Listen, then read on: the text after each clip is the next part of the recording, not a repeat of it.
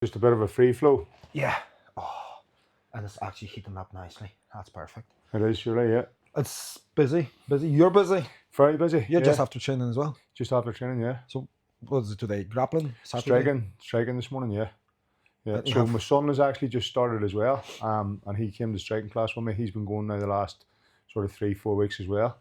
And he's really enjoying it. So he's 16, but he's 6'2", and he's got super range on him. Super range. No experience whatsoever with any sort of martial arts, just from watching me over the last few years and going to shows and taking a bit of an interest in it. But now he's started and he's absolutely loving it. So he was always more into his football and things for his social side of it. But now that he's seen this and he's started doing this, he's loving it. So it's good. So father brought son in. 6'2". What he weighs? He's light. He's 60. Well, he started putting on now. He's 67 there. Last week he was 67 kg. Jesus Christ. Yeah. So he's very tall but very light. So he is. But he's starting to fill out now. Like for a time there, he couldn't get past 64 kg, but he's now starting to fill out, which is good. So at that age, that height, put some beef on him. Yeah, mate. He's gonna be a beast. So he is. Yeah, absolutely. And you representing IFS. IFS. And how long you with them? I'm into my 5th year now with them.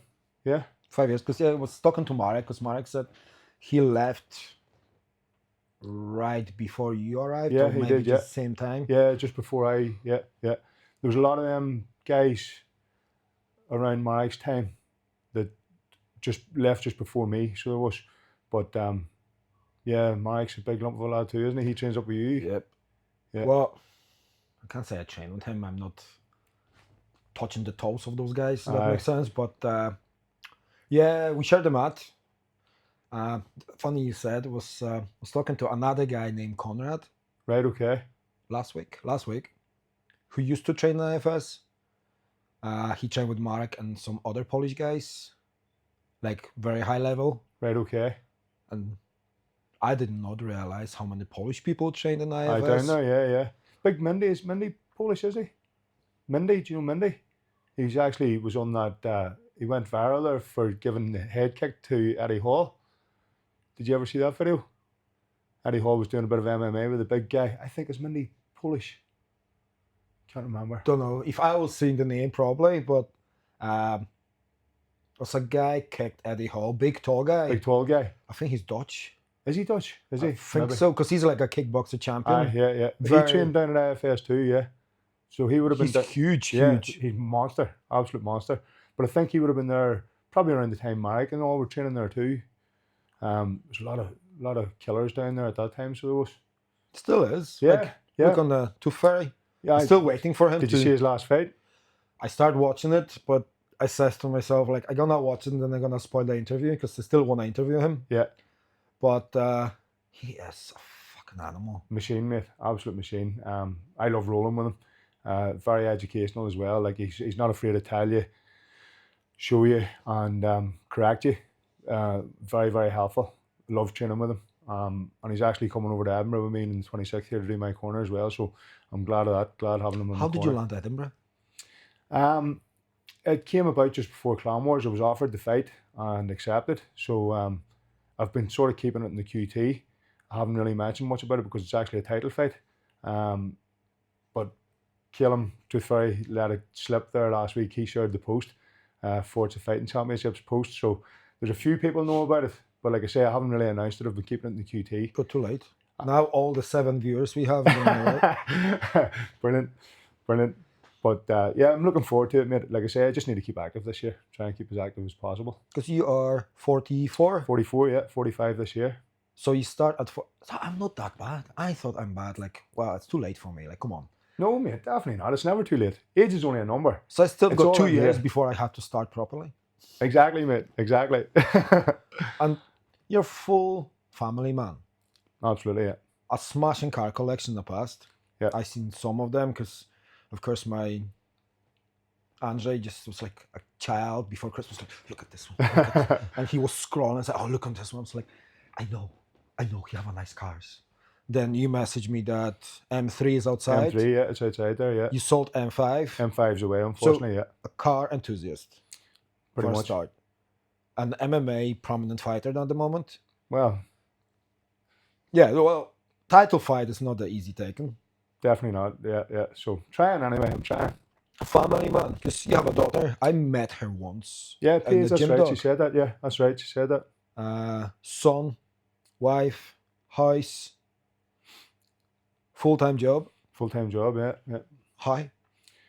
Like, I'm asking how I know how, but Well, you know yourself, mate. There's not enough hours in the day. There's definitely not. We could all do with grabbing some more time, but the day is what you make of it. Yeah. So get up early, work hard, get your work done, and get your training done. Eat right, sleep well, and everything falls into place for you. so that's actually gonna be interesting. We are on the wrong side of Absolutely, yeah. Absolutely. what's like peak age.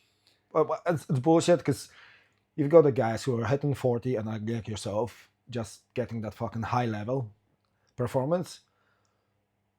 But we're not gonna recover like 20 years old. No, definitely Like your not. son Yeah, gonna yeah. come down next day, he'll be Yeah. like, 100%. for us, it's like, Yeah, fuck. yeah.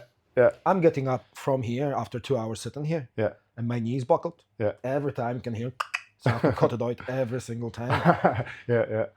Well, that, you know yourself. That's our biggest thing. Recovery is a lot slower than someone half our age that we're rolling with. But again, you get out what you put in. So I do a lot for recovery as well. Saunas, ice baths. Try and get, well, my partner will knock me on this one. I'm very unflexible. She takes flex classes, and she's a very flexible girl. So she constantly takes the mickey out of me for being so unflexible. But I try and do as much stretching as possible. Because it's different stretching and it's different rolling. 100%. Because I found out myself, I was not stretched till James took me. Yeah. And started showing me how unflexible I am, how much of a brick I am. So Yeah. it's like, you rolling, it's a different type of stretch. Unbelievable. You find your body put in a position that you're comfortable with, Yeah. and you're gonna chase that position Yeah. instead of what do you call the side roll. Like whenever it's look like a stupid panda, just a roll with your toes still touching the ground. That's one of the warm-ups in jiu-jitsu, and I never could do it. Right, okay. Can't do the cartwheel, can't do the handstand. I'm the same. I actually can't do most of the stuff they're doing for the warm-ups. Yeah. I do the dog walk, and I have to suffer for about half an hour because my knees going like, Yeah. what? Yeah. But recovery, main point. It's a main thing for you, isn't it? 100%. Yeah. Because without recovery, we couldn't do what we do. Of course, yeah. Well, if you don't listen to your body and give yourself time to recover, you'll not just get up and go the next day. I learned that early on, whenever I started MMA, because I snapped my Achilles in training. One of the earlier days, whenever I was down in IFS, and again, that would have just been stepping out of like a bodybuilding background, training in the gym, everything being so tight, not stretching. And then just going to doing a lot of plyometric stuff and bouncing and different types of movements, where my ligaments were all that tight that obviously once you took one step, boom, snap. So Achilles completely separated. So I learned that very early on. So from then, more so, I've been doing a lot more stretching, proper stretching, going to the likes of the flex classes, even done a few yoga classes and Pilates. But again, it's very, very hard to fit that all in with the amount of training we do. Especially, you know yourself, if you're going for a fight, and you need to be on the mats as much as possible. So because it's the only way you're going to get fit. Like you can go out and you can do your 10k runs or 5k runs or do whatever you want, but you're not getting punched. You're not exactly. It's like match fitness. The only way you're going to get match fitness is playing matches. Yeah. So you need to be on the mats as much as possible, rolling and getting the rounds in and getting the times in. So, but yes, recovery is massive. I'll do everything I can. Like I say, ice baths, sauna's good, massage, tissue work, and anything that I can fit in, I'll do. So. And the rest days? Rest days, yes, but your rest days aren't just switch off. My rest days would be an active rest day.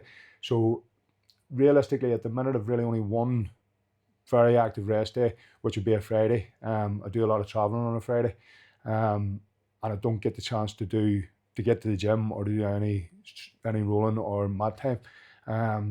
So I put the steps in and maybe get out for a run in the morning, or do a wee bit of like cardio. So as much as it's a rest day, you still try and be active. You're still sort of hitting the 10K, 12K steps type thing, wee bit of movement. Because you know yourself, that if you stop altogether, even 2-3 days, you do stiffen up a wee bit. So you need to be doing something to keep moving. You need some sort of movement. So the hardest part to stop? Sorry, hardest part about stopping? If you get comfortable with it. That's the problem. And it can be very easy. Very, very easy. So this week, that's my week. Yeah. Literally, what is Friday, Saturday today? Yeah. I haven't done one thing whole entire week. It's not like me, from like 14, 13 times a week training, going to the gym, runs, saunas, physios, going on the mat, rolling with the guys, striking, everything. This week, 0. Last week, I went to the gym a few times. I would go for walks. But this week, it's 0. But you can find it very easy to slip into that. I start playing my old game, the Fallout 3. Right. On PlayStation 3. Right. I'm bad at it. I wake up today. Today's my wedding anniversary. Oh. I wake up at 6:30. Straight on. What did the wife think of that? Oh, no. I wait for her to like 8 o'clock, bring her flowers and her gifts and everything. Okay, that's not too bad then. Not too bad. Make sure she has a cup of tea for the morning. Good man. But I was like, she's still sleeping, 6:30. Okay. And our bedroom, like you see, whole entire house and everything is really dark. Yeah. So our bedroom is pitch black. Right. Wee bit goth, is it? A wee bit, yeah. Yeah. But it's like, we want bedroom to be very gothic, which is strange because I look like a freaking clown all the time. Yeah. If whenever you're gonna see my rash guard from R&D1. Yeah, round 1, yeah. Round 1, you will piss yourself laughing. Right. He already pissed himself laughing. Is it released yet? Did you get it yet? I'm waiting for him. Right, okay, yeah. Very good, very good. But he says, like, suits you. So I'm like, happy with that. And funny enough, my brother-in-law, Ginger, I call him Ginger, Andrew. Andrew is my best man for my wedding. He bought me exactly the same for my birthday, which is in 4 days. And did he know? No. No, he didn't know. And he started laughing your personality. It's like, you picked that for your... Yeah, that's going to be my fight rash guard. That's where you're going to get all the sponsors on. It's like, you're mad. Brilliant. But our bedroom, ceiling, everything, pitch black. Black seats, black mirror, everything is blacked out. Right. Black duvet covers, everything. So at night time, you just say, fuck my toe. I think I wagged the small toe in the first week about 7 times. Then we've got 2 chairs, which are blacked out as well. So that toe is getting hit by everything. I'm like, going for a pee at night time, I need to get my watch, put the I do see the light. I do that myself, yeah. It's mental, but I leave her there this morning, go and play my game, so I need to come back. And I promised to Ferry as well, I'm going to come down and visit you, because she's visited us. Yeah. On the subject of cross-training, how often would you visit other gyms except yours? Would you go to other gyms? Recently, no, because obviously with Fight Camp for Clan Wars there, you have to be there with your team, studying your moves that your team are putting you through, and training with the guys that know you and know what you need to be putting down as a game plan. So recently, no, there hasn't been very much cross gym training. I'm probably not for a while, because obviously of this fight coming up, and I'll be aiming for another 2 or 3 this year. Like I say, I want to be really active this year. So probably won't get much cross gym training in this year. But yes, I do believe that you need to widen your horizons. You need different training partners. Now, to be fair, we have a lot of guys come to us, especially on Sundays. Like tomorrow, we have a few guys coming down to train, put me through my paces from other gyms. Guys that'll put me through my paces in probably the format that this guy will be fighting. So as for cross training, it's more them coming to us for now. But like I say, I need to be putting the hours in our gym to get as much out of it as I can. So to be fair, the coaches we have, the sort of, well, as you know yourself, going to your own gym, your coaches know you inside out, so they know your strengths, they know your weaknesses, they know what you need to be working on, what you need to be improving on. So they're training you to to get that standard, to better yourself, to get to that level that they need you to be at to be fighting. So yes, that's pretty much where I am. I'm sort of IFS 5 days a week at the minute. So you're basically living at the gym? Basically living at the gym, yeah. So it's straight from work down to IFS. As for strength and conditioning, then I go to the gym doc there in Ballynahinch. I meet your twin the odd night there, so I get a bit of a laugh and a bit of banter with him. It's rare now because I think he's only on Sundays doing legs. Yeah, well, it was Sunday there I met him, was the last day. No, sorry, I met him, it must have been Monday evening.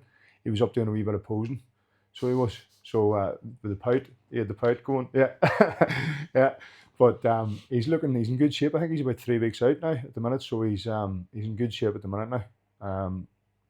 And yeah, I would do my strength and conditioning work up in that gym. So I've really... Is that tailored for you as well? Or you just go for it? No, that's tailored for me as well. So I have a coach, Declan Mount, Physique Lab, who I've been with for a few years now. Does all my nutrition and my training programs. Very, very good. Declan's very, very intelligent, and he's a very good friend as well.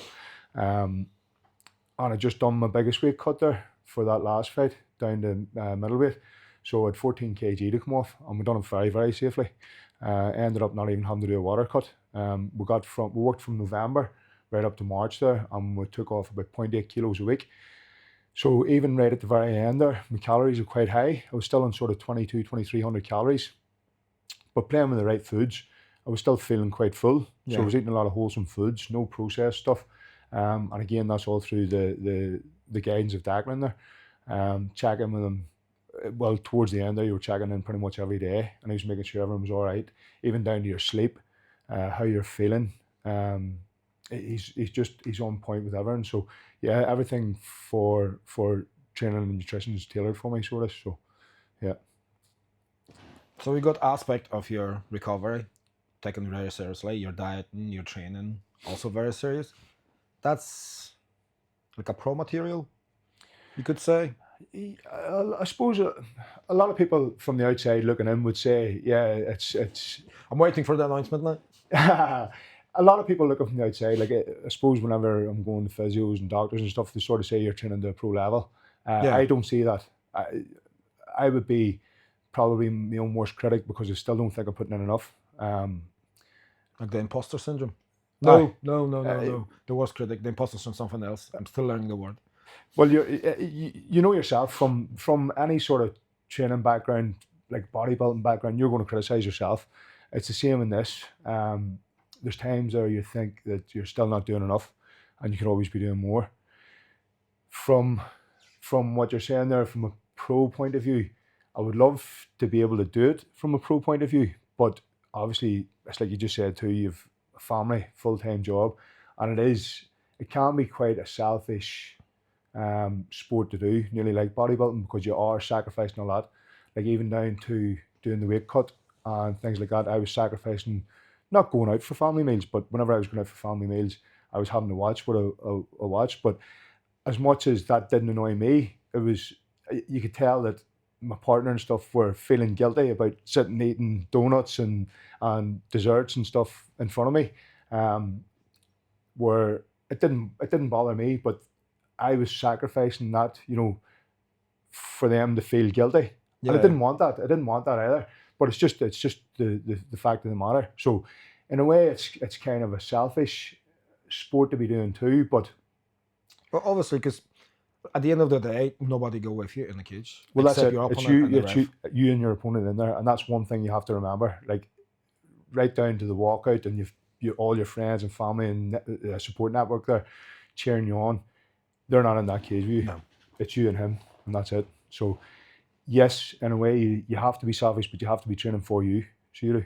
But again, I think I touched on it there. Like you have a support network there, and I couldn't do it without them either. Like of friends and family there that have helped get me through the training, get me through the cut, and I can't thank everyone enough.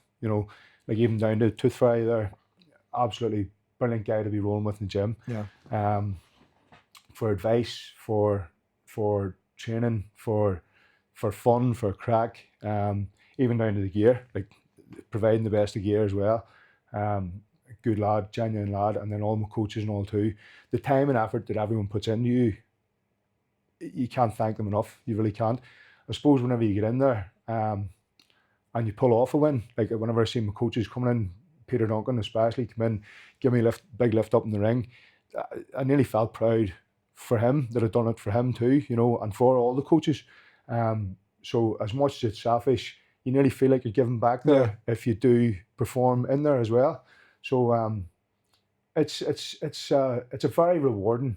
It's a selfish, but it's a very rewarding sport to be doing. And at our age, it's you don't have long. You definitely don't have long doing it. So I'll do what I can. Like I say, I'll be as active as I can this year, and see where it goes. Well, you never know. Like title fight now, and that was your amateur debut. That was my amateur debut. Yeah. Did you have any novice fights? Yeah, 2 novice fights before that. Yeah. So you're lucky. Yeah. I don't have shit. You'll get. Well, you would have had one there. Yeah. I had amateur debut. Yeah. Then I had interclub fight, which I tried to lift Chris. Well, I lift him, I toss him on the ground, and I bust my knee, lifting him, but I didn't even felt it. Right. Okay. But then the adrenaline. And then his corner straight away knew there's something wrong. He kicked me in the leg 3-4 times, and my leg just started buckling. It's like, I can take more hits than that. And since then, like, I'm still very wary about me. Oh, there you go. Yeah. Cracks straight away. Yeah. But that was my novice / I don't even know what to call that level. It was first fight ever in the cage. Right. Okay. No walkout music, nothing. You're in a wee hut behind the cage changing. Where was that? Langa. Right. Yeah. Well, that's good. Few years ago. And then I have my debut against. So did you start? You started K1 or kickboxing first? No. I was boxing a wee tiny bit beforehand for Stevie Quinn. And done like 3 fights, which 2 of them were inner club ones and 1 in Queen's Hall. But nothing spectacular. Right, okay. But you enjoyed it? Good buzz? Yeah. Actually, I have to fight. In the normal fight, I have to fight a guy look a wee bit like you. Right, okay. Marty Ambridge. Don't know him now. He runs the Forge Gym in Lisburn. Oh, right, okay, yeah. He's 50s now. He's ex-kickboxer, brilliant kickboxer. But derby accent, really low voice, shaved head, a wee goatee. Lovely guy. We used to work on the door together, and then said to us, "Do you want to fight together?" And I was like, I don't really fancy fighting my mate. I was like, all right. So we fought together, but you can see like none of us want to really land the punch on each other. Yeah. He won by decision. Happy days. We went for a pint after. Still friends though. Yeah, very good. But except that, it was just 1 amateur fight, 1 / novice fight, and that's it. And would you go again now? I want to. Just waiting for. Yeah. See, it's nearly nothing. Nearly gone. Yeah. But I know if I show up with that and Pat see it, he's not going to be happy. Yeah, I know. Even there's a month now. And I had 2 creams, spray. Spray is the best so far. Good job. What is the spray? Foot. Athlete's foot. I think you said that, right? And you found that cleared it up most? Like that. Yeah. I have some antibiotic tablets. I can't even remember. Pink 250s, you call them. It's like big tablet, but I can't remember the name of it. And my mom bought me some natural cream from random herbs. And that's supposed to be amazing. Still in the fridge. Haven't even opened it. Right, okay. I'm kind of afraid of that. It's like fungus loves moist. I know, yeah. So it's like I stick to spray. And fair play, it's taking it away. Up. I for a long time I was taking terbinafine tablets, or terbinafine, I think that's how you pronounce them. I heard a lot of UFC boys were running it because obviously it's rife, especially in rolling the mats and stuff. But you'll pick it up anywhere. You know, you'll pick it up anywhere. That's the thing. But I ran terbinafine for a long time and managed to avoid it for a very long time. So I've been lucky that way. But it's rife everywhere. That's the killer. Touch wood is right. Yeah. I didn't have it for 4 years. 4 years, because whenever I met my wife, 5 years, I met my wife and I started jiu-jitsu right before I met her. I never have anything. And then I started going to spa and arts just recently. And Because I swim so much, so I'm always in chlorine. Yeah. That's clearing the body. Yeah.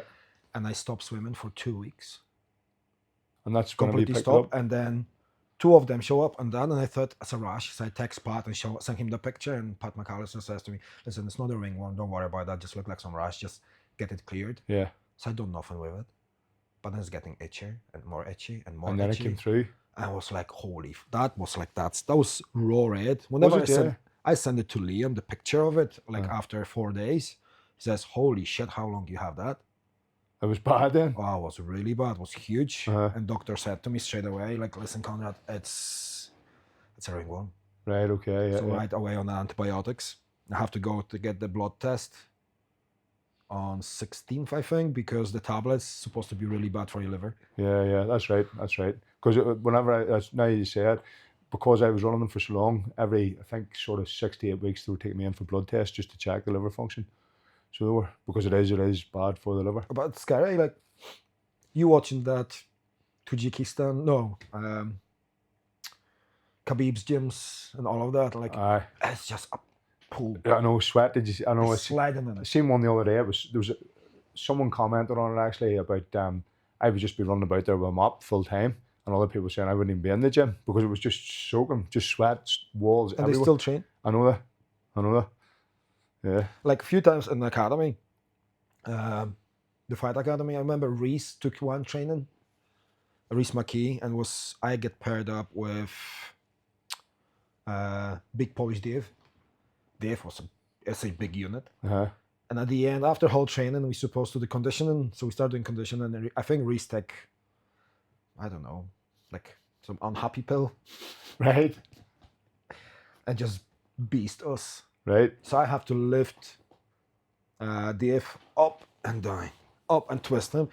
And I shit you not, my eyes were sweating. Like it was literally dripping from me. Like you normally have like a wee drip there, covered in sweat. No, I was like somebody just poured a bucket of water on me. And like coming back, I was like, I feel good. I can't move. I can't get out of the car. But you feel good. Yeah. Feel completed.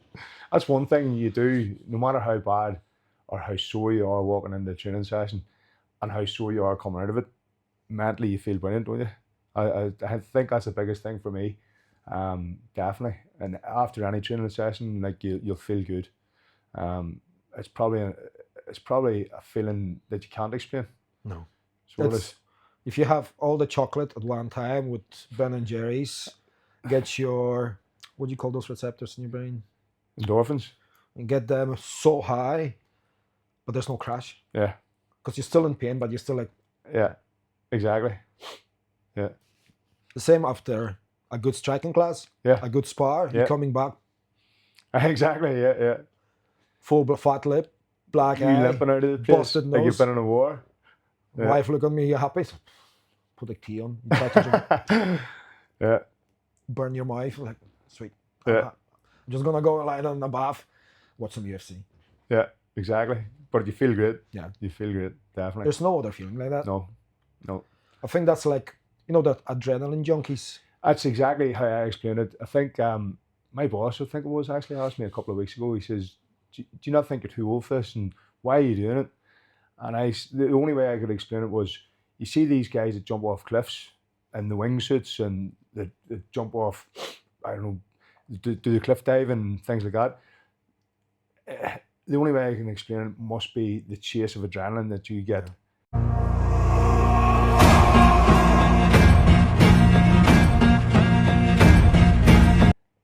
It's like nothing else, you know what I mean? Like whenever you walk out of that cage or into that cage, the adrenaline spike that you have is just, it's such a natural high. You can't explain it, but it's like being a junkie. You're chasing that high. You're chasing that high all the time. So it's what keeps you going, keeps you motivated as well.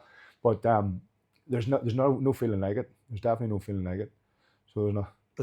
But that's the best description I hear so far. Just adrenaline junkie. Yeah, definitely.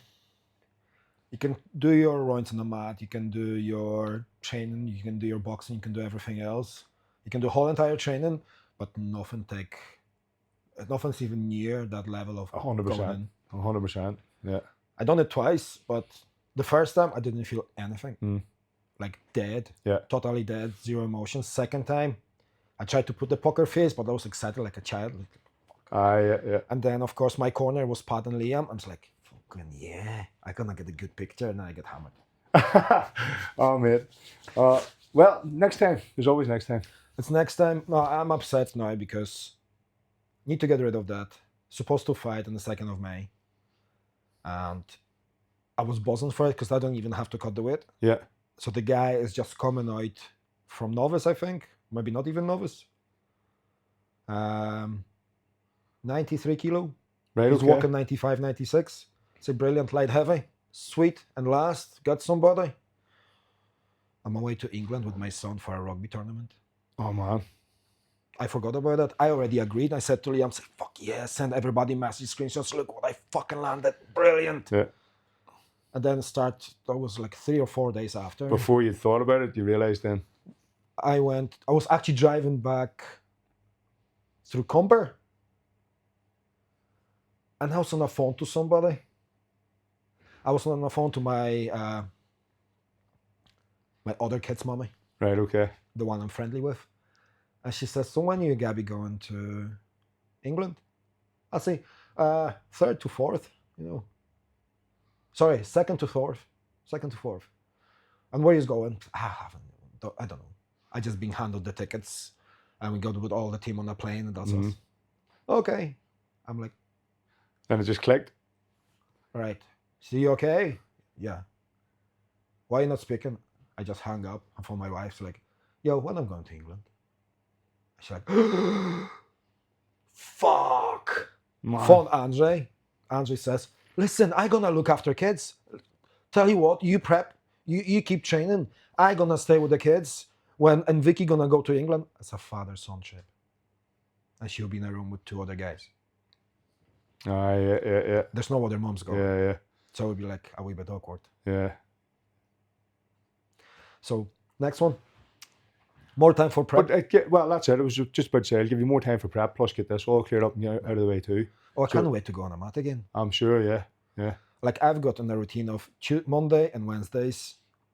I will stay home, do everything around the house. 12 o'clock, I'm leaving, do some cardio, mat, come back, whatever training is that night. If I have a time, I go. If not, work. It was like a routine for me. Those 2 days, I'm sure I get the rounds on the mat. Yeah. Nothing now. I sit on the Monday like... I'm depressed. Yeah. What to do with myself now? Maybe some puzzles. How long have you been doing? How long have you been up in Fight Academy? 3 years. 3 years? 3 years.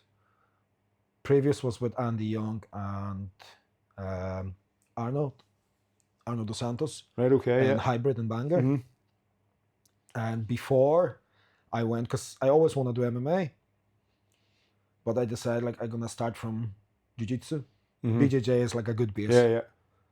Just basing on watching UFC. Yeah. They always stand, but they always ended up. Yeah. So So I went to BJJ club and was actually right beside the gym I was coaching boxing. Coaching. I was taking strength and conditioning in boxing club. Right, okay. And I said, why not? Just try it. It's next door. So I finished coaching. Straight in. Done like beginner's course. Maybe month more. And I said to my wife, I just want to like try it. Like, I really want to try the MMA. Mm-hmm. So she Googled like hybrid MMA. It's like, I know Andy. I've been there twice doing BJJ with him years before. And went and stick to it. And that's me now. It's addictive. It's very addictive. But I would recommend, doesn't matter what age you are, I would recommend, especially the younger you are, try and get into it very early. But would you recommend go to striking or grappling first? Well, this is the thing. My mind's been swayed on this because I started, like, don't get me wrong, back whenever I was 16, 17, I started kickboxing.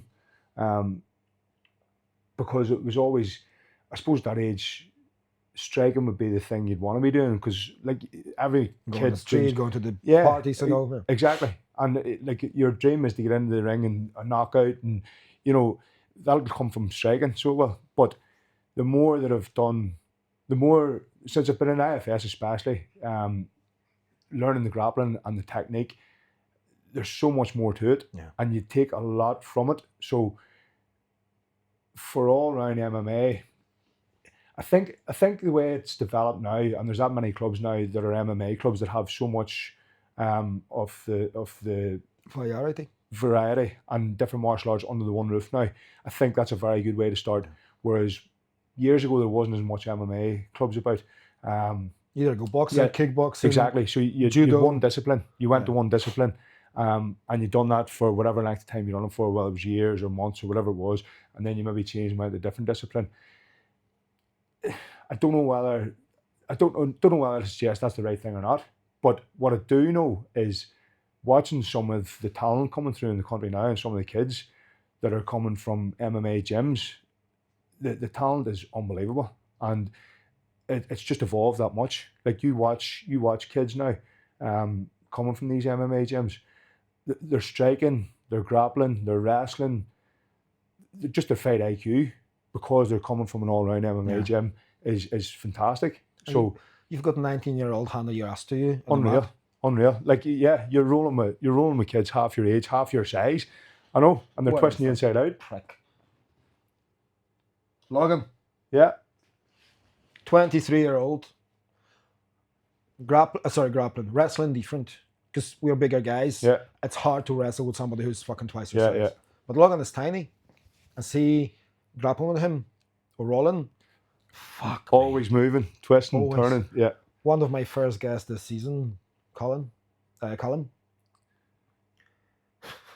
We were talking about something about side control. I said, like, if I put you in side control, you're not gonna fucking escape. He's the size of my leg. Uh-huh. Right. I will. So, yeah, fucking not. Come on. I line on him, and I put all my body on him, pin him on my back. Go on. Yeah. I'm like, fuck you. I know, mate. It is, but that's what I mean. It's crazy. Like to answer your question, would you go from a striking or a grappling background? It's very, very hard to say. I think if you've got the opportunity to get to some of your clubs, the likes of your IFS, like for kids, especially for the young ones. I think to start in an MMA gym is better than sticking to one discipline, because you're going to get more of an all-round view from it all, and work out from each of the different disciplines. Like, I'm not sure what way Fight Academy's timetable is laid out, but we have like wrestling on a Monday, grappling on Tuesday, sparring, then striking, and then striking Saturday, and full MMA sparring on a Sunday. So your full week is changed, but it's all evolved and revolved around MMA based. So your wrestling's based on MMA, wrestling towards MMA, grappling towards MMA. So you'll do all your BJJ drills and stuff too, but you'll be taking it with a view that there's going to be strikes involved. So you're learning about the full concept of MMA from it, but you're also getting that wee bit of BJJ work. Now, don't get me wrong, you're not going to take in the same technical abilities as going to a full BJJ class, and learning with guys that are just doing full BJJ, etc., or the same as wrestling. But you're getting a small base from that. So you are, and it's up to you how far you develop that. So obviously, yes, if you're a kid or if you've got the time, you're not in full-time employment, and you can go to a lot of cross-training gyms and do different disciplines, that's ideal. That would be, for me, if I could go back 20 years, that's what I'd be doing. I'd be doing a couple of different cross gyms, obviously based in your one home gym, but you'd be trying a couple of different variations and trying to get as much different variations under your belt so you would, because it's evolved that much. Like, you see the kids rolling there, it's phenomenal. It's the talent in this country is crazy, like, it really is. It's going up, that's for sure. Yeah, definitely. And amount of like BJJ gyms, amount of MMA gyms coming up now, kickboxing gyms. Not sure how many Muay Thai gyms we have, but most of the kickboxing, boxing, Muay Thai, they'll try to like collaborate. Yeah. Boxing clubs, like we have a Tullycarnet boxing club here, brilliant club. You have North Down in Bangor, which is a phenomenal club. Belfast have brilliant boxing gyms. Yeah. So it's there's places, but I think you're 100% on point with send them straight away to MMA Yeah. and try everything a Try little everything, bit. yeah. I always think about, I want Austin to do MMA. Well, he wants to do MMA eventually, but he's the young with the long hair. Right, okay, yeah. And he's a very good grappler for his age. But in my head, like, I don't want him to start getting punched in the head at that age. Yeah, yeah. But then also, it's going to happen eventually. Yeah. So, Look, yeah, if I it's might in have to start thinking about that more. if it's in a controlled environment, and watched by the right guys, and you there as a parent watching too, you're not going to let, you don't want your child getting injured. Obviously, you don't want your child getting hurt. But like most of the clubs now, they don't let these big egos in. They don't let these guys come in and start just knocking pans out of people. And generally, well, you know yourself, if you're rolling with someone a higher level or lower level, you'll change adapt to suit that too. Like, whenever you come down. Yeah. Like, I remember the Tooth Fairy from somewhere. I think he once he come down, and I roll with him, and I know he's high level. Yeah. Well, to me, everybody's freaking high level. But then bringing you, I'm just like, oh, fuck, another one. There we go. And then roll with you, roll with him. He showed me stuff. He showed me tricks.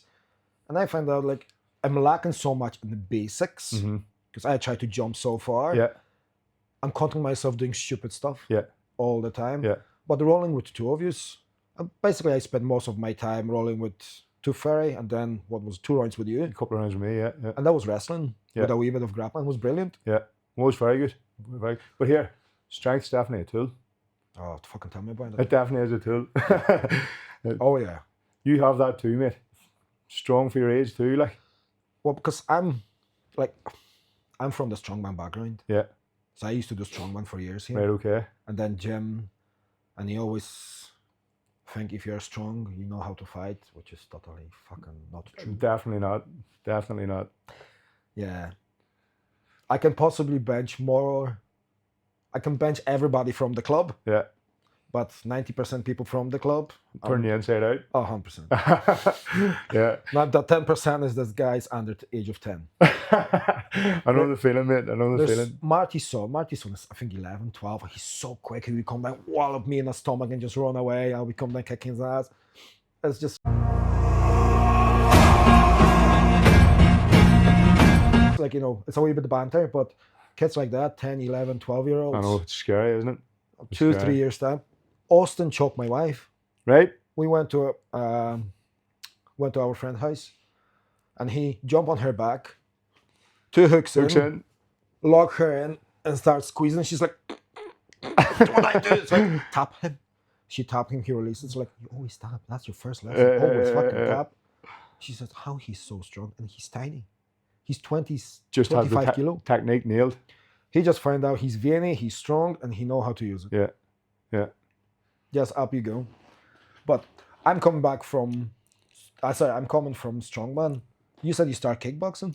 Years ago, yeah. Well, my background was football. I played semi-pro football when I was 16, 17. Is there anything you haven't fucking done? Well, I'm not. My middle daughter, Paige, she's the one you met in the gym, doc. She's even worse than me. Flip me. She's so just... have 3 kids? Yeah, 4. 4 kids? Yeah. So my 2 eldest daughters, 24, 23, 19-year-old daughter, and then my son, 16. So yeah, 4 kids. Some spread on you. Thanks, mate. Thanks. Busy household. Fuck, I know. So why MMA?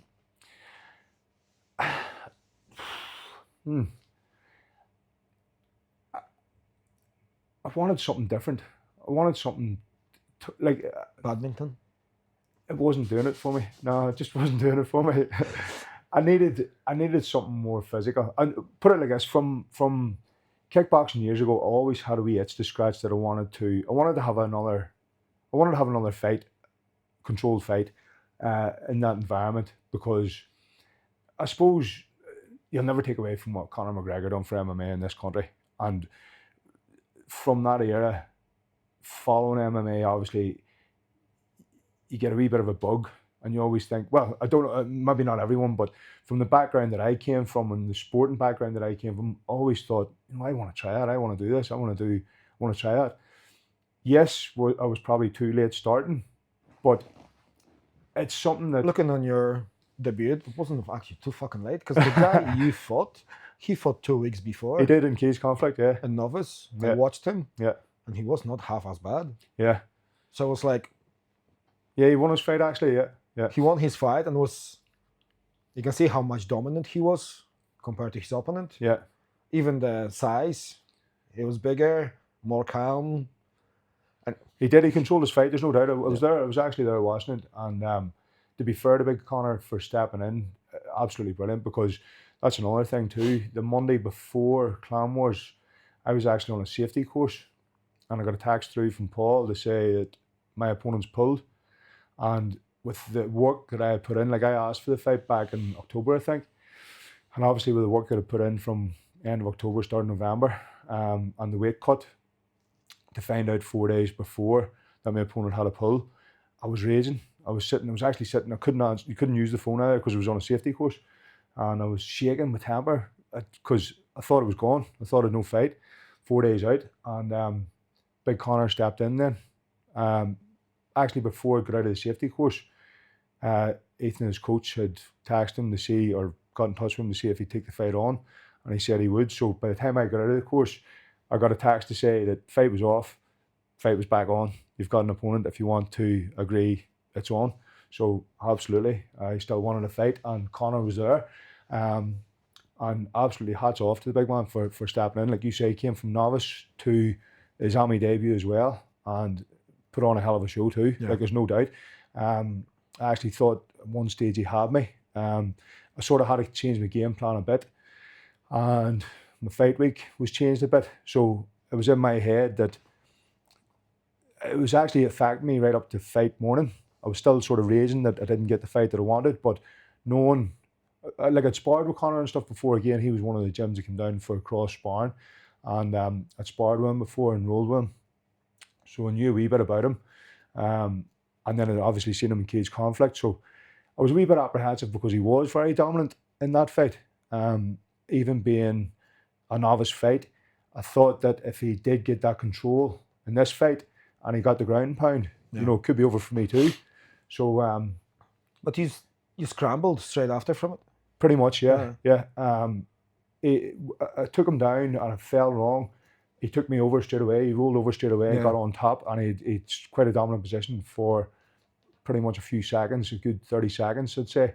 Threw a few strikes, caught me a few. But I just had it in my head that I needed to get out of here. And as Calum, I was training with Calum. As Calum always said, make sure you've got that underhook, which I had. And I managed to get top position again, and that was it. Once I knew I was on top, I wasn't giving it up. I could hear my corner roaring and shouting, watch the bridge. I could hear Big Jeff sitting from the sidelines, don't let him get on the cage, because he was getting his feet on the cage. He was trying to get me off using the cage as well. But I just knew once I got that top position, I wasn't letting it up. So even with knowing him and being in that situation, the ground and pound was the only way I was taking that fight out, taking that, finishing that game. So yes, I enjoyed it. And like you say, it maybe shows that I'm not too old. Obviously, and I've got that. I've definitely got the bug, but I want to get a Clan Wars belt before I finish. As long as my body holds up to it, that's the biggest thing. So that's the plan. Get a belt. Get a belt. Yeah. Get a Clan Wars. Hopefully middleweight belt would be on the scope. So and then I'll probably find a fucking new weight now. Jesus Christ. Yeah. I don't want to fucking face you. Mate, it would be interesting. No, how are you gonna interview after? Yeah, we'll go for a beer. We'll definitely go for a beer after. No, I'm thinking about going to. Well, it's way more opportunities in middleweight. 100%. You know yourself, light heavy. It's hard. It is very hard. Like my first two novice fights were heavyweight and then light heavyweight, and it is difficult to get matched. There's not too many on the scene, and any that are on the scene are big hitters. Usually big hitters. It's a difficult division, and especially if you want to go for a belt, it's a difficult division. So it is. but the biggest thing obviously is getting the matches. So it is. Even to dip your toes in it. Yeah, definitely. So like you say, there's more opportunity there at middleweight. But I do have to say, I feel fresher walking around at this weight. Like for most of my, probably the last 15, 16 years, I've been walking around above 95 kg. Whenever I was training with some of the bigger guys in the gym, bodybuilding style training, I was right up on 100 kg. And chasing the big numbers weight-wise. Always going for strength and like hitting a 300 kg deadlift, a 180 bench, that type of thing. And that was only for myself. That was only for me to do. But it was 300 deadlift. Yeah. Tuesday. It was just one of these things. It's like always, again, I just wanted to chase the big numbers, chase the results. But then going back to why MMA, why did I start MMA? I could feel them big numbers hurting the body. Joints were getting sore. As much as you're... So you figure out weights are hurting you, so you went to get punched in the face and yeah. I like it. I like the style. Yeah. Well, it didn't take me too long to figure out that it wasn't easier. It definitely wasn't easier in the body, but it was more addictive. I think it was the fact that atmosphere as well. Atmosphere, the family, like what we have down in the club there, it's like no other. You know, you go down there, and like even last Saturday, I put into the group chat, you know, I need a few bodies to help me out here with a few rounds. Like even the smaller guys are, I'll come down even if it's for boxing or this and that. It's just, we've got a community there. It's nearly like a family, and you can depend on these guys no matter what. And like, as much as you get in there, even sparring sessions, you get in there beating the head of each other, you come out smiling, laughing, shaking hands. It's an environment like no other. It really is. And even whenever you go to the likes of cross promotions there, Cage Conflict, IUR, Clan Wars, whatever it is, like you meet people, and sometimes from the outside looking in, people think there's massive egos here too. There probably is a few on the scene, there's no doubt, but the people generally are like yourself, down to earth. You can chat with them. They're like yourself too, because if they're on the scene or they're training MMA, they're there for themselves to better themselves. So everyone's actually pretty down to earth. You know, it's a good scene. It's a different environment altogether, and it's addictive. It's very addictive. So it is. So going from bodybuilding to MMA, I thought was a good transition for me, and it suited me. It suited me personally. So I think that's why I've stuck to it. So I have. It's a good decision. But funny you said like the gyms are full of, you can say like a murderers. Yeah. But also the people who are gonna knock you out and lift the hand down to lift you up again. So like, let's go, keep going. 100%. And they're the people that have your back too. Yeah. You know, like training with Gilliam especially, Tooth Fairy. The man twists you inside out. Like you've witnessed it yourself. Like he's constantly moving, twisting, turning his techniques there. But at the same time, he's the first man that will come back down to a level. Like if he knows you've a wee niggle or an injury, he'll come back down to that level. Not stop, but keep you going and keep pushing you and get you through. And it's guys like that you look up to and you sort of thank for helping you through the difficult times, because obviously yourself not able to train there at the minute, it can affect the head too. And I'm sure you've got guys there that are maybe texting you and saying they can't wait to have you back, and it keeps you going too. You know, it is definitely a community, and a very helpful community in my eyes for bettering yourself and keeping you right. Well, that's why I'm piling the interviews at the moment, so I have actually some spare time. But no, I have to go back training, and if it's helping you and you feel good about it, why don't you fucking start it? 100%, man. 100%, definitely. You started age of 39. 39, yeah. I'm 39 in 4 days, so I can say I'm gonna start in 4 days again. You've it all ahead of you, mate. You've 100%. Belts ahead of you too. So you do. No, wearing chackies. Like I watching like McGuigan, for a good example. 19 is he? 19. Yeah. I'm not sure now. Young anyway, very young. Young, him, Mas Oliver. And those guys have He's more. up PFL too now. Yeah. Those guys have more belts than Travis. Mm. He just stand there like a freaking Christmas tree. Unreal, isn't it? But the guys, both of them, absolutely phenomenal. Mm. Phenomenal guys in the mats, phenomenal guys outside the mats. So it's like, just like you said, like the community is there, and bodybuilding doesn't give you the same experience. No. Strongman will be close call.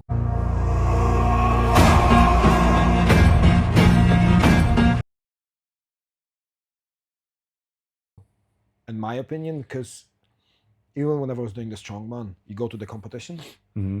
Yes, you're against every single person there, but every single one of those guys gonna help you. Mm-hmm. Like my first competition was in Falls Road, and I can't remember what you call it now. It was Michael Downey was running, and we all stand in the changing rooms together. And some guys are like, "I forgot my straps." Yeah, grab mine. Go ahead. Aye. Even next time, like next person out is me against him. Like try to overlift him. Yeah. We need tacky. So like I have tacky too. So mine's already hot, and the guy says to me, "Can you put the tacky on my chest?"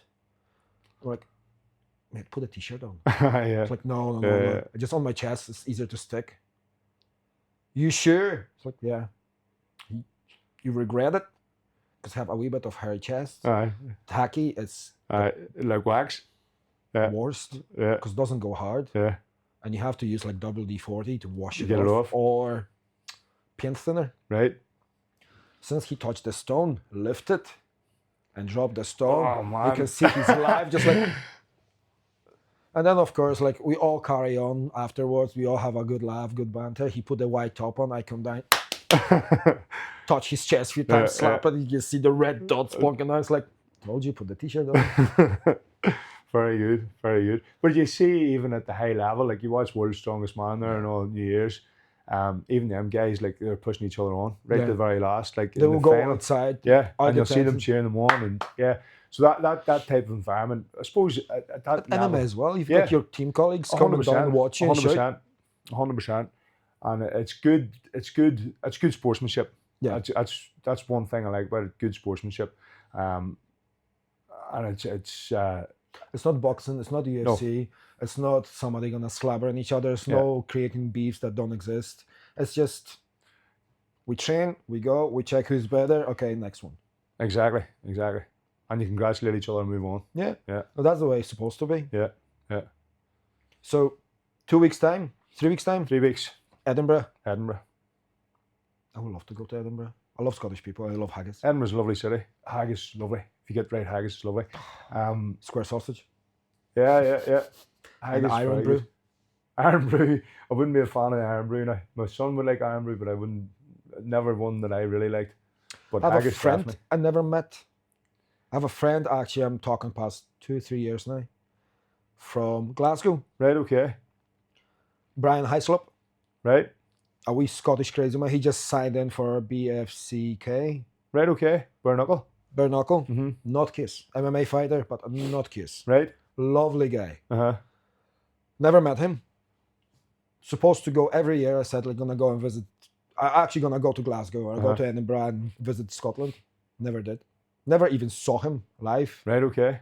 Just talk over the Zoom calls or we text each other, send the voice messages on Instagram, and that's it. But one of the places I want to go is Edinburgh and Glasgow. Lovely cities, very lovely cities. Edinburgh especially. I worked in Edinburgh for a while, so I'm looking forward to it. We're flying over on the Saturday evening, get ready, weigh in same day. And fighting Sunday? Fighting Sunday, and then fly home Sunday night, hopefully with a belt. No, it's not hopefully. Yeah. It's a belt. Now I need to bring to ferry him with his belt. I said to him he's coming with a belt. Yeah. And he was on some stag do last week. That's right, he was, yeah. That's right. He's back to training tomorrow to help me out now. So probably still hanging. Yeah. He knows how to party. You know what's that? Sign this. You have to. No problem But- at all, my man. The thing is, you can write whatever you want. There's people write the most randomest stuff.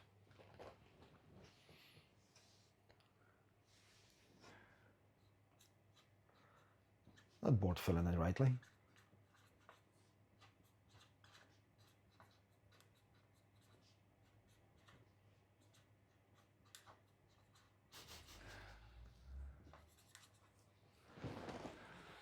It's never too late to start. There you go. I'm telling you, that board is gonna be very precious one day. That is, definitely is, yeah. You'll have a lot of nice signatures in that. See you. You said about Paige.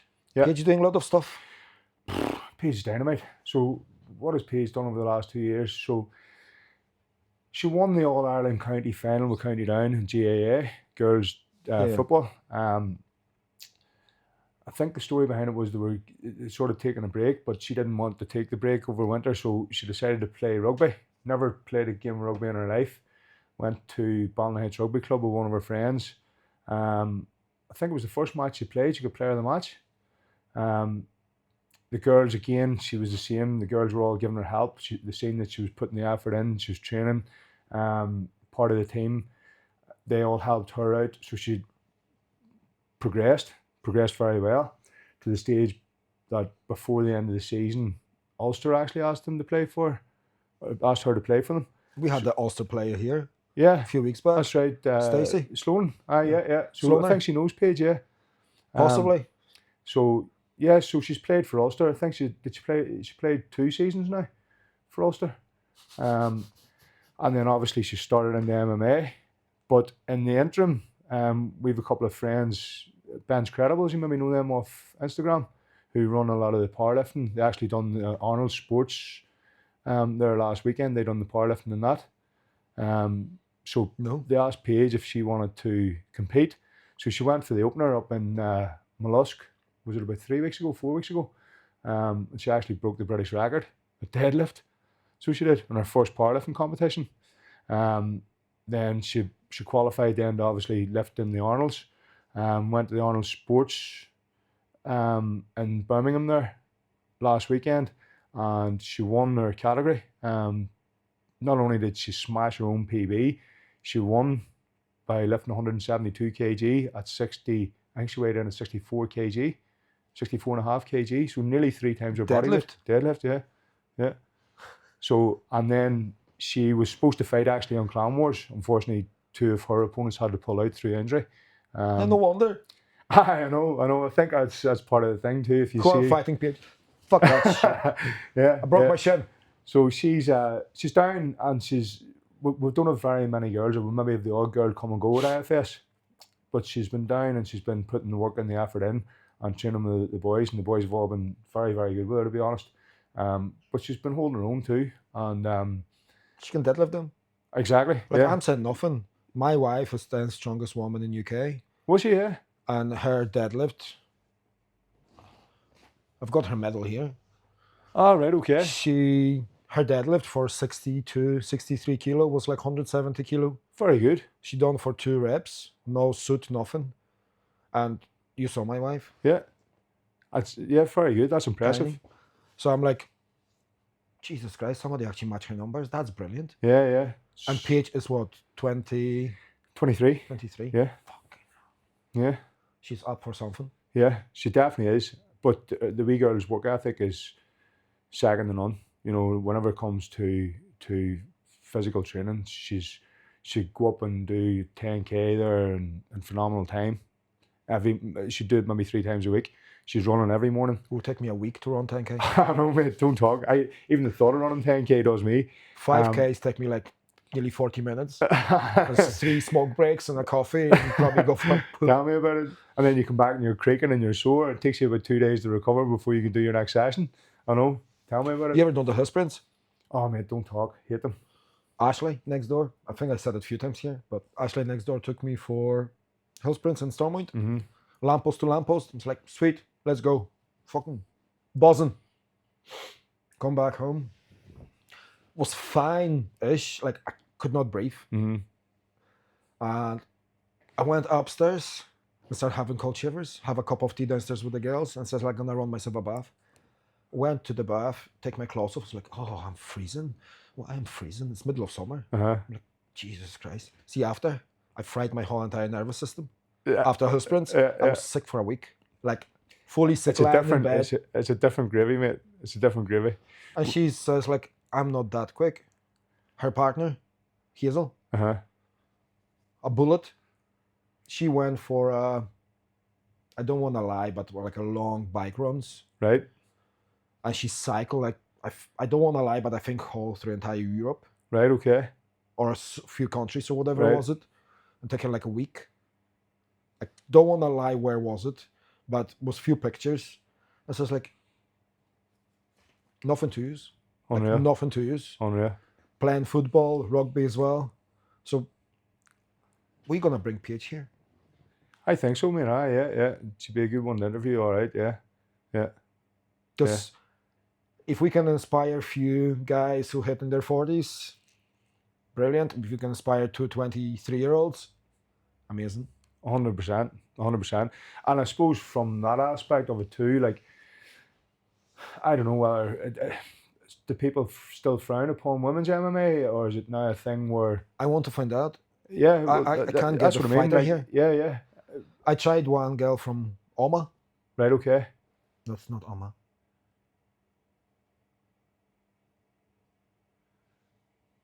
New Age Gym. New Era New Era. and Lurgan. Lurgan. Aye. Lurgan.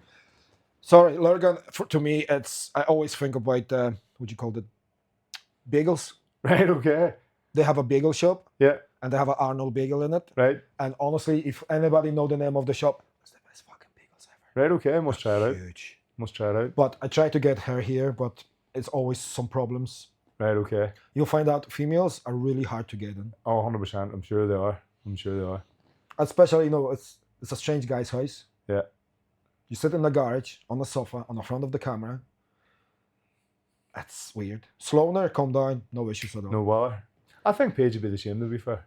She's easy going. Plus, she knows me as well. Yeah, well, that's it. Yeah, that'll help too. We'll probably say hi to each other once. Yeah. Be fine. That'll help. But no, she'd be a good one to interview, yeah, because if she inspires a few other girls to get into the sport as well, happy days, brilliant. Because to me, it's a sport that is for everyone. Yeah. I know maybe some people still girls doing MMA, but to be honest, it's a sport. Kids doing MMA. Kids doing MMA. It widens horizons in so many ways. Like, you don't have to compete, you don't have to get into the cage, but just to train it will change your life. It'll definitely change your life. You'll feel a better person for it all around. You'll meet so many cool people, and that's the biggest thing. Like, you've I suppose, like, well, up where you are too, you're seeing so many pro fighters that are hitting the scenes big now too. And I suppose you're walking around that gym, can say hello to them and them as down to earth. That's something that you'll not get everywhere else. You know what I mean? Like, that's something that if you go to the likes of the Arnolds, don't get me wrong, you're going to get massive bodybuilders and stuff, but they're going to be walking around with an entourage of people that won't let you anywhere near them. You can't sit and have a chat with them. Yeah. I'm pretty sure if you went to Cage Conflict and Reece McKee's out the back there, he'll chat away to you as if normal. I shit you not. I have a proof. I'd well believe it. Today's my anniversary. Yeah. And we went to Sakura. Right. We sit around the dinner table. And Dave was with us. Dave is another guy from FAI. And I grabbed my phone to check something. I said, I got a message on Instagram. I clicked it, and it's Reese's face. Right. I'm like, the fuck? Because I invite a few guys from FAI. Uh-huh. And lots of them went to Vegas because it was his fight in Vegas that day. Same day, on the 5th of April last year. And Pat, him, Liam, Joe, all send me like, wish you all the best for your wedding day. I'm like, humble. My wife should be saying me like, does that make your day? Fuck yeah. Fuck yeah, dude. Brilliant. Humble. I mean, look at here, that's what I mean. It's that you'll not get that environment everywhere. So you'll not. So I would recommend for anyone to even just to change their lifestyle, to get into some sort of training for MMA, you'll feel a different person. So you will. I do believe, like, if you if you watch UFC, you see all those tough guys coming in, and you think they're actually outside the cage exactly same. But whenever you go training, you can see the training videos are completely different. Excuse me, completely different training videos to actually what's happened at training as well. Yeah, 100%. Now, you go to the mat, you train, you have the guy on the top of you who qualifying for UFC, or his path is to get to UFC. And you've got your guys who fight in PFLs, you've got your guys cage comfort, you got your guys who never had a fight yet. But one thing you all have in common, like we all have in common, we on that mat. 100%. We all there. And maybe it's a different path, maybe it's a different purpose, but each one of us look after each other. 100%. And it's not like you come down, it's like, you're shit, I'm just going to beat the fuck of you. Yeah. Because your coach, my coach, it's a quick adjustment. Yeah. It's, you quickly learn, now, if you want to throw heavy, are you going to be put with the fucking animals? Yeah. Was one guy come down, Mehdi, and... Wrestler? Yeah. Aye. Never been there. I wasn't there in academy, but he gets put through paces. Right. Because he starts suplexing guys in the middle of the mat. He's trained with us. So I've been put with Mehdi once in Forge. Mike said to me, can you spar him? He's a big heavyweight, would be nice for you. I was just after a knockout. My friend head kicked me right in the jaw. Right. Stumbled me. I'm like, fuck. CTE. My jaw is aching. And I have to wrestle with him and fight with him. So I done 3 5-minute rounds with Mehdi. I was fucked. And he doesn't pull the punches. No. He just give you all of it. Yeah. And Mike said to him, Mehdi, you need to slow down. You need to relax. Like, you can't break your fucking... Your partner, friends. your training partner, yeah. It was only me and him, so there was nobody to change. And he just keep going. He said, he's just tired. So, Mehdi, I'm not tired. I can fucking talk even. Aye. So just don't whack me in the head so hard. Yeah. You can do whatever you want. But he was the guy just full in. Yeah. But that's the way he's from. Yeah. That's the way they train. Oh, 100%. Aye. Fully in, no prisoners. Yeah. But break you or make you. Yeah. And Liam didn't like it. Pat didn't like it. So I think he get with Reese, Joe, and somebody else, and they show him like, so there's levels. You need to level up to the guys you're training with. You can't just fuck them up. Aye. There's no point. Yeah, there's no egos here. Well, that's you've hit the nail on the head there. There's no point in you going in and fucking up your sparring partner, because our coaches are always on about it too. You need them as much as they need you. Yeah. So there's no point in you getting in there and taking the head off someone early on, or them being standoffish or not wanting to spar with you, because you're only doing yourself harm, because you need them bodies as much as they need you. And if, or vice versa, if they're coming in and throwing at you and you're standoffish with them, who's getting anything from it? You know, you're not really getting anything from it. So you learn to adapt and adjust to the levels, so you do, and you help each other along.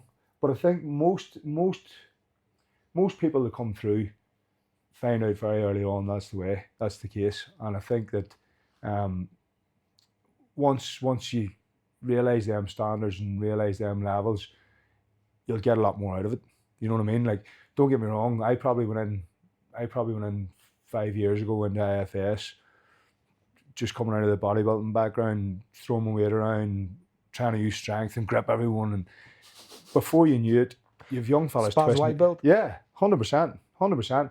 But you've young fellas like Bradford, what did he fight at? 61 there, was it, or 57? Can't remember. Bradford was very light, but he was the fight after me in Clan Wars. Knocked his guy out first round, smashing me fighter. But again, rolling with him, I soon learned that fucking my size, my strength is nothing whenever you've got that skill and that technique. Because they'll just twist you inside out, they'll turn you inside out. So you can go in with your ego as much as you want, but it's not going to get you very far. No. You either bring yourself down to that level and learn from the guys, or you'll very soon find out that you're not at that level and you'll not be training there, because they'll not want you there as much as you don't want to be there, because they're going to take it out on you for being the heavy-handed one. And before you know it, you'll be fucking on your back, being armbarred or choked, or, you know, it's not, you learn very quick. And I think anyone that comes into MMA adapts very quick to that, which makes it that wee bit more sportsmanship. So it does. See, I always freak out whenever I have to go against pros. Yeah. Every time. And I sparred Troy a few months back. Sparred Troy, and we stopped. Halfway through the sparring, just stopped. And I says like, why would we stop there? And it was something on the ground that I was supposed to scrum. And I wait for him just to tap me. Right, just okay. to finish it. Yeah. And I said like, why did you stop? Because you stopped. And he stood up and he looked at me like, what did I stop? I don't know why I stopped. I stopped because he didn't do anything. But you had my arm, like you were just ready. Well, you still can wiggle yourself out. You can still try something. So stop fucking being lazy. Yeah. Like, okay. And from there, I like, right.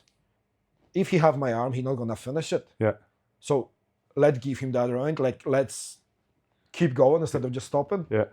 And next training. Next time I was at my old gym in North Down. The guy said to me, the way they roll, they will hold you in the armbar. Mm-hmm. You tap, but he don't release it. He just loosen up a wee bit, and you take from there. I go again to learn to get out of it. Yeah, straight away. Yeah. And he says 5-minute round. It's exhausting. Aye. But your level going fucking 100%. 100%. Because you in triangle, what you gonna do? There's few ways to get out. But if the guy is quick, lock it. Exactly. So you stay in that triangle, and then you try to wiggle your way out. You tap, keep going. Yeah. That's a very good way of doing it too. Very good way, because you're only going to come on. Whereas if you keep tapping out, you're not going to learn anything from it, and that other guy's not going to learn anything from it either. So yeah, it's a good way of doing it too. So it is definitely. From time to time, I try to not to tap. And then I find out halfway through the round. Or you're seeing stars, or before you know it, you're looking up at the sky like, what happened there? Okay, I didn't piss myself good. Yeah. That's my first fear. Yeah. Did I piss myself? Did I? Yeah. Steven Seagal apparently pissed himself and shit himself. I heard that. Yeah. Now, let's not go into the bullshit though. That's for next time. Thank you for coming, brother. No problem, my man. Pleasure. Absolute pleasure. 100%. Okay, I clicked. The cricks and the cracks. That's edited out, I think it.